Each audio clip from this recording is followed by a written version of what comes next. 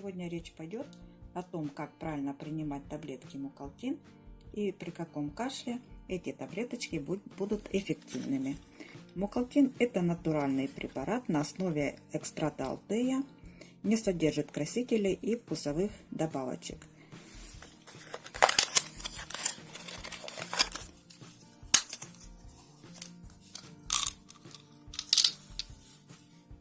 Сама таблеточка выглядит вот так. Цвет у нее бежевый с коричневыми вкрапливаниями.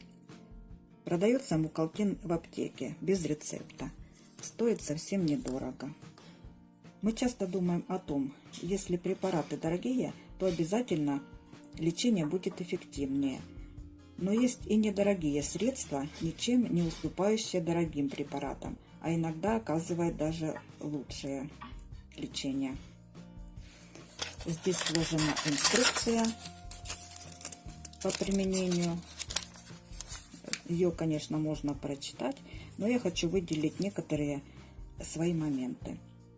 Итак, в состав этих таблеточек, как я уже сказала, входит трава алтея лекарственного.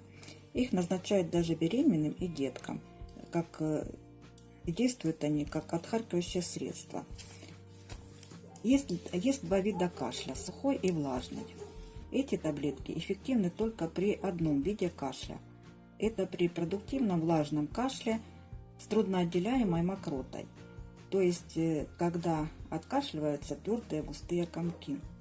Принимать правильнее нужно за полчаса до еды, растворив таблеточку в небольшом количестве водички теплой 2-3 раза в сутки. И запивать обильным питьем. Также можно рассасывать таблеточку. Хороший результат может наступить через 5-6 дней. Даже деткам от годика назначают эти таблеточки для выведения мокроты из организма притом в меньших дозах, и обязательно растворить в водичке. Итак, при сухом кашле Мукалтин малоэффективен, но когда кашель из сухого становится влажный, Мукалтин дает хороший эффект. Иначе говоря, Мукалтин помогает тем, кто может откашляться. Вот деткам до 3 лет препарат поможет только в комплексе с другими препаратами, который может назначить только педиатр. Потому как детки до 3 лет в силу своего возраста еще не умеют откашливаться и отхаркивать. Мукалтин также отлично справляется при лечении остаточно влажного кашля после бронхита. Эти таблеточки приятного кисловатого привкуса и при попадании на язык начинают шипеть. Принимают Мукалтин при заболевании верхних и нижних дыхательных путей. Сейчас при походе к врачу с такой проблемой, как кашель, доктор выписывает очень много дорогостоящих препаратов. Это и сиропчики, и таблеточки. Перепробовав все дорогие лекарства, результат обычно не оправдывает тех денег, которых он стоит. К тому же вредит другим органам, потому что в состав их входит одна химия. Я же предпочитаю простое, проверенное годами средство. Это Мукалтин, который рекомендуют при различных заболеваниях органа верхней дыхательной системы.